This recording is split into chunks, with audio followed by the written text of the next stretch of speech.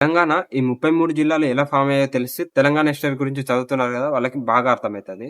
ఇప్పుడు ప్రస్తుతం తెలంగాణ జిల్లాలు 33 ఉన్నాయి. కానీ 10 జిల్లాలతో స్టార్ట్ అయ్యి ఇప్పుడు 3 జిల్లాలయినాయి గదా! వాటిని వాటి పేర్లను ఏ విధంగా గుర్తుపెట్టుకోవాలి? హిస్టరీ ఏ విధంగా గుర్తుపెట్టుకోవాలంటే, ఈ విధంగా చదివితే మీకు చాలా ఉపయోగపడతది.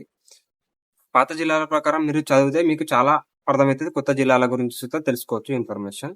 పాత జిల్లాలు ఏవేవనంటే హైదరాబాద్‌ని పక్కన బెడితే మనకి ఆదిలాబాద్, నిజామాబాద్, కరీంనగర్, వరంగల్, మెదక్, రంగారెడ్డి, అదేవిధంగా మహబూబ్‌నగర్, నల్గొండ, ఖమ్మం.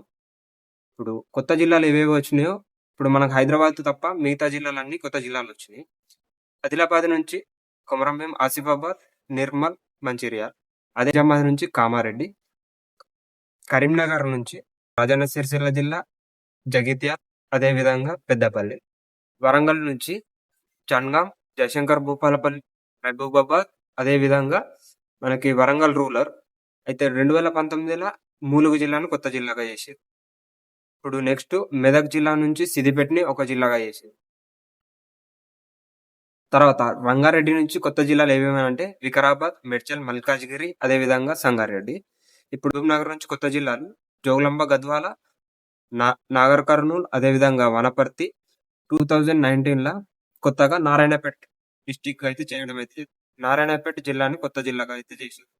తర్వాత నల్గొండ నుంచి కొత్త జిల్లాలు ఏవొచ్చినాయనంటే సూర్యాపేట్, అదేవిధంగా యాదాద్రి, భువనగిరి కొత్త డిస్ట్రిక్ట్‌లు అయితే రావడం జరిగింది. ఇక లాస్ట్ వచ్చేసి మనకి ఖమ్మం. ఖమ్మం నుంచి భద్రాద్రి కొత్తగూడెంనైతే జిల్లాగా చేసిర్రు. ఈ విధంగా మనం డిస్ట్రిక్ట్ వైస్ డివైడెడ్ చేసుకొని మనము జిల్లాల గురించయితే హిస్టరీ చదివినామనుకోండి, మనకి తెలంగాణ హిస్టరీ చాలా తొందరగా వస్తది.